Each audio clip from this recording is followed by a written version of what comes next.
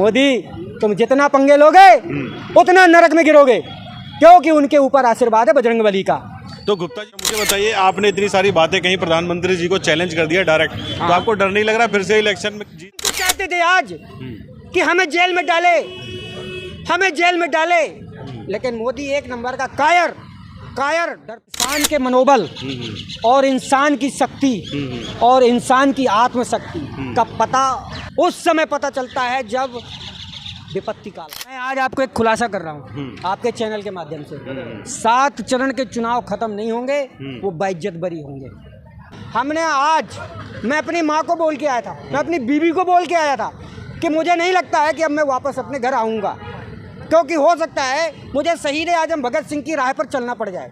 कोई गारंटी नहीं, जो देश का तानाशाह मोदी है वो हमें फांसी पर भी चढ़ा सकता है। तो इसलिए अच्छे से गले मिल लो, मुझे आशीर्वाद दे दो कि मैं अपने देश के लिए कुर्बान होने जा रहा हूँ। और ये सोच करके आज हम सब लोग आए थे और यहाँ आने के तो मैं हूँ मिथिलेश सिंह और आज हम आए थे यहाँ पर आम आदमी पार्टी के ऑफिस में, आप देख सकते हैं। और यहाँ पर आज जो प्रदर्शन बुलाया गया था केजरीवाल जी द्वारा कि मेरे सारे एमएलओ को आप गिरफ्तार कर लीजिए, मेरे सारे कार्यकर्ताओं को आप गिरफ्तार कीजिए अगर आप गिरफ्तारी करना चाहते हैं तो। लेकिन प्रदर्शन के लिए बीजेपी कार्यालय उन्हें जाने नहीं दिया गया और जिसकी वजह से वो लोग थोड़ी दूर से ही घूम के वापस आए। बाकी यहाँ जनता की राय हम लोग जानते हैं कि क्या हुआ है।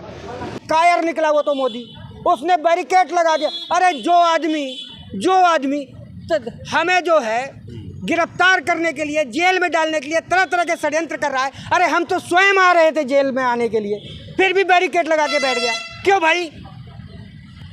हम तो चाहते थे आज कि हमें जेल में डाले, लेकिन मोदी एक नंबर का कायर डरपोक, जो हमें जेल में भी नहीं डालना चाहता। तो सर आपको डर नहीं लगा? तो अब जो रही सही उसकी इज्जत है। ये 3 चरण के चुनाव में देश की जनता ने आज देख लिया कि ये तो एक नंबर का कायर है, जो इतना लोलुप है सत्ता का, जो देश की 70% युवा आबादी को 21 साल की उम्र में उन्हें जो है बेरोजगार बनाने का प्लान बनाता है, जिसको बोलते हैं अग्निवीर योजना। और वो 74 साल की उम्र में 5 साल मांग रहा है इस देश की 140 करोड़ जनता से। किसके दम पे मांग रहा है? वो अपने लिए नहीं मांग रहा है, क्योंकि उसे पता है, क्योंकि उसी ने अपनी पार्टी का संविधान 2014 में बनाया था। और वो पार्टी का संविधान क्या बनाया था? वो संविधान ये बनाया था कि मेरी पार्टी में जो भी नेता होगा 75 साल की उम्र पार करते ही स्वैच्छिक रूप से मार्गदर्शक मंडल में पहुंच जाएगा। अब अगले साल वो स्वयं 75 साल के होने वाले हैं। तो अब भैया मुझे बता दो, नरेंद्र मोदी जिन्हें स्वयं भगवान ने उतारा है धरती पर इस देश का उद्धार करने के लिए, तो भला वो महापुरुष अपनी लिखी हुई बात से कैसे पीछे हट सकता है? तो 17 सितंबर 2025 को जब वो रिटायर होगा तो अगला प्रधानमंत्री तो कौन बनेगा? उसका चेला, और वो चेला नंबर 2 है। और चेला नंबर 2 का नाम अमित शाह है, जो आज की डेट में गृह मंत्री है। बता रहा हूँ, वैसे विदाई हो रही है 4 जून शाम 6 बजे के बाद, वापस नहीं आ रहे। लेकिन खुदा न खास्ता ये इनके इन प्रकार जैसी इनकी युक्तियां चलती रहती हैं ईवीएम वाला कॉन्सेप्ट पे आ गया, तो ये अपने लिए वोट नहीं मांग रहा था। ये अगले 3 चरण बचे हैं, ये जो 4 चरण बीत गए, इन 7 चरण में इसने अपने चेले अमित शाह के लिए मांगा है वोट, क्योंकि उसे पता है। नहीं तो मैं चैलेंज करता हूँ, मोदी जी आए और खंडन करें मेरी बात का कि अगले साल 17 सितंबर को वो नहीं रिटायर होंगे और अपना पूरा 5 साल कार्यकाल पूरा करेंगे। नहीं करेंगे वो। तो ये कहने की बातें हैं। मैं जानता हूँ मोदी जी अपनी बात पे कायम रहने वाले व्यक्ति हैं, और वो ज़रूर चुनाव ख़त्म होने से पहले वो ज़रूर आएंगे मीडिया के सामने और बोलेंगे कि भाइयों बहनों, मैं अगले साल 17 सितंबर को रिटायर हो रहा हूँ, इसलिए मैंने जो 10 साल को कर्म किए मुझे माफ़ करो। अब अगले 5 साल के लिए जो भी कुकर्म करे इनको भी माफ़ करना। वो यही वर्ड बोलने वाला है। अच्छा मुझे बताइए, आपने इतनी सारी बातें कहीं प्रधानमंत्री जी को चैलेंज कर दिया डायरेक्ट, तो आपको डर नहीं लग रहा फिर से इलेक्शन में जीत के वो आएंगे तो ये गिरफ्तारी का? मैं देश का संवैधानिक मालिक हूँ, और नरेंद्र मोदी और अमित शाह या जो भी संविधान की शपथ लेकर बैठे हुए पदधारी हैं, वो मेरे संवैधानिक नौकर हैं। मैं कैसे डर सकता हूँ? और मैं तो संवैधानिक बात कह रहा हूँ। मैंने कौन सी गलत बात कही है? मेरी भाषा जरूर कठोर है, वो कठोर इसी ने बनाई है। अंट संट गलत सलत पॉलिसी बनाओगे, लोकतंत्र को जो है ख़त्म करने की कोशिश करोगे, संविधान की धज्जियाँ उड़ाओगे। कल संविधान टूटा है, कल संविधान ख़त्म करने की कोशिश की गई है। हमारे देश में किसी को गिरफ्तार करने का एक प्रोसीजर है। आप पहले नोटिस भेजते हैं, आपने नोटिस भेजा नहीं भेजा। हमारे केजरीवाल जी के पीए, जिनको जो है अंतरिम जमानत ऑलमोस्ट मिल चुकी थी 4:40 पे, तो सॉरी 3:40 पे ठप्पा लगने वाला था, लेकिन एंड मौके पे वीसी के माध्यम से उसने जो है संदेश भिजवा दिया कि ऑलरेडी विभव कुमार को अरेस्ट कर लिया गया है, अब इस जमानत की जरूरत नहीं है। श्रीमन, मुझे बताइए, जो घटना हुई स्वाति मालीवाल वाली, इसमें आप क्या देखते हैं कि ये क्या है? मतलब सही हुआ, गलत हुआ, क्या हुआ? किसका षड्यंत्र? सरासर षड्यंत्र भाजपा का, मोदी का। और जिस दिन से केजरीवाल जी को माननीय सुप्रीम कोर्ट ने अंतरिम जमानत दी, उस दिन से नंबर 1 और नंबर 2 अमित शाह और मोदी, ये दोनों की रातों की नींद उड़ी हुई है।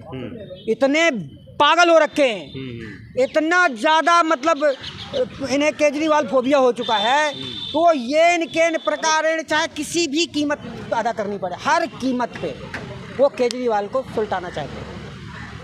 वो यही है और कुछ नहीं है। उन्होंने एसीबी का जांच बैठाई हुई है, किसके ऊपर? स्वाति मालीवाल के ऊपर। वो बेचारी महिला दबाव में आ गई होगी, दबाव में आ गई। वो जैसा वो तोता कहते हैं ना, तोते को जैसा बुलवाओ वैसा बोलता है।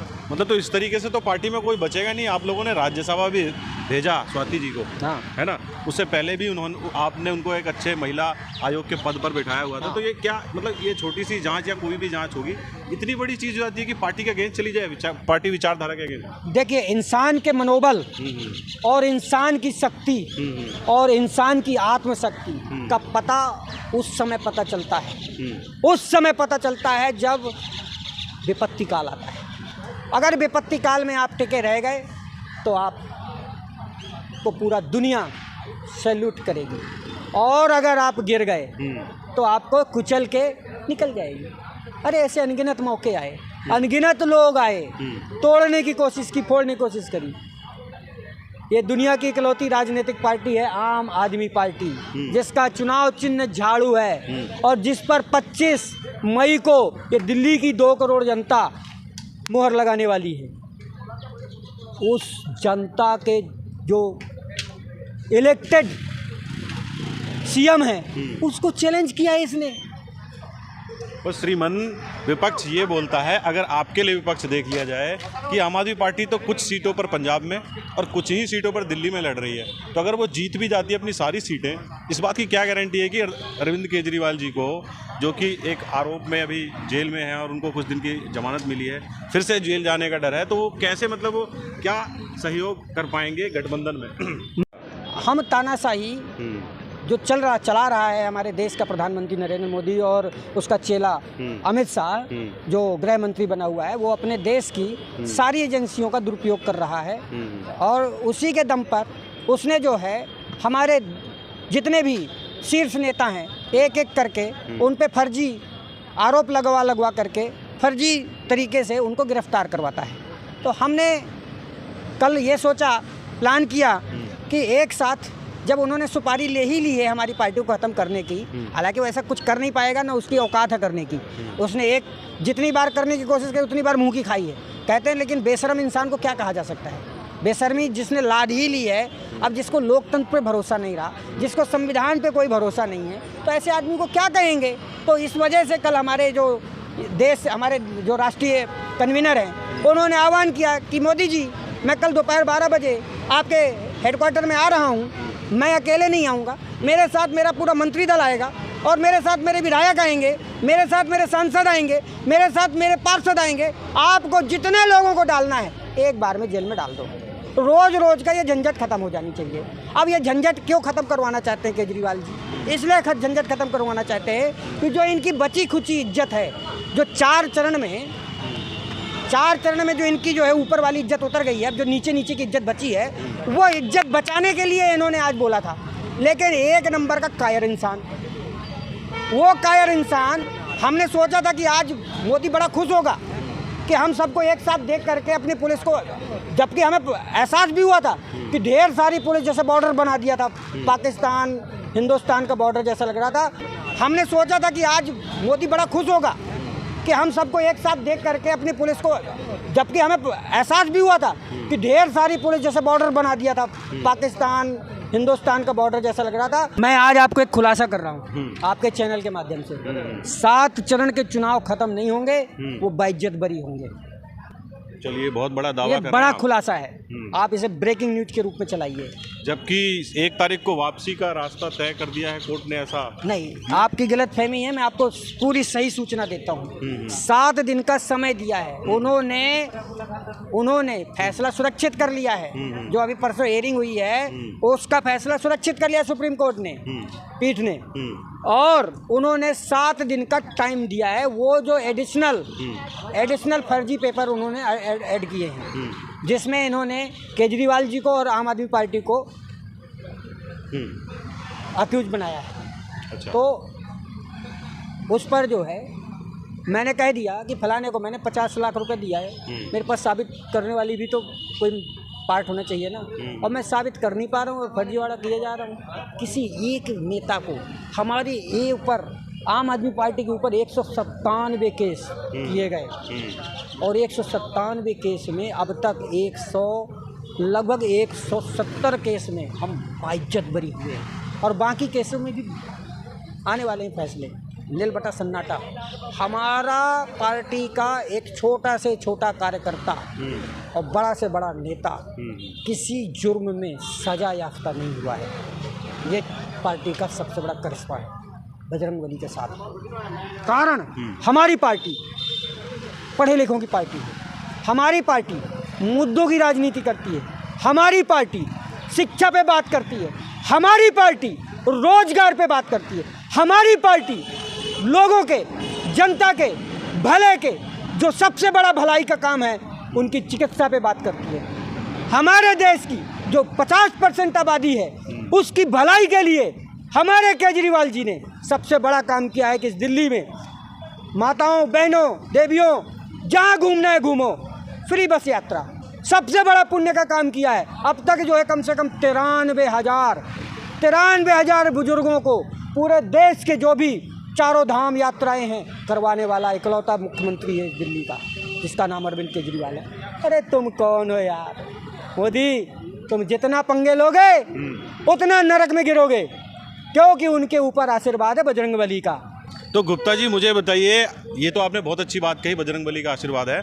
अभी जब जिस विपक्ष के साथ गठबंधन आम आदमी पार्टी का है, उस पार्टी के बहुत बड़े बड़े नेता, राम मंदिर का जब उद्घाटन हुआ तो इनविटेशन पे वो लोग गए नहीं, और आप उनके साथ ही खड़े नजर आते हैं। तो ये कैसे, बजरंगबली के एक तरफ से आप भक्त हैं और एक तरफ से वो लोग उसको नकार दिया उन्होंने, कैसा, इसको कैसे देखते हैं आप? मान्यवर, मैं आपको थोड़ा करेक्ट करूंगा यहाँ पर, मैं अपनी बात ऐड करते हुए, हमने किसी भी राजनीतिक पार्टी से गठबंधन नहीं किया।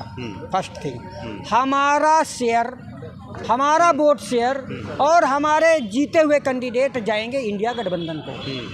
हम इंडिया गठबंधन के साथी हैं, ना कि हम किसी राजनीतिक पार्टी के साथी हैं। और हमारे 2 ही मुद्दे हैं, लोकतंत्र को बचाना, लोकतंत्र को पुनर्जीवित करना, और संविधान को पूर्ण रूप से, वो भी कौन सा संविधान, वो संतरे वाला नागपुरी संविधान नहीं, जो बाबा साहब भीमराव अम्बेडकर का जो संविधान है, उस संविधान को पुनर्स्थापित करने के लिए यह इंडिया गठबंधन को हमारा कंट्रीब्यूशन है।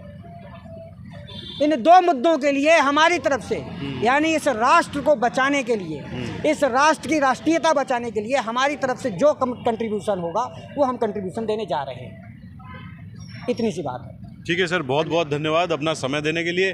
और ये आम आदमी पार्टी के कार्यकर्ता थे गुप्ता जी, पूरा नाम अभी मैंने पूछा सर से। तो इसको आप कैसे देखते हैं, और वीडियो में आप जानने की कोशिश कीजिए कि जो वाद विवाद, आरोप प्रत्यारोप का जो सफ़र चल रहा है, और आज जो जिस तरीके से प्रदर्शन बुलाया गया था, और उसको आपने कैसे देखा कि बीजेपी ने आगे जाने भी नहीं दिया, तो आप इसको किस तरीके से देखते हैं, वीडियो के माध्यम से जानने की कोशिश कीजिए। और 4 जून को क्या होने वाला है ये अब समय बताएगा। बहुत बहुत धन्यवाद।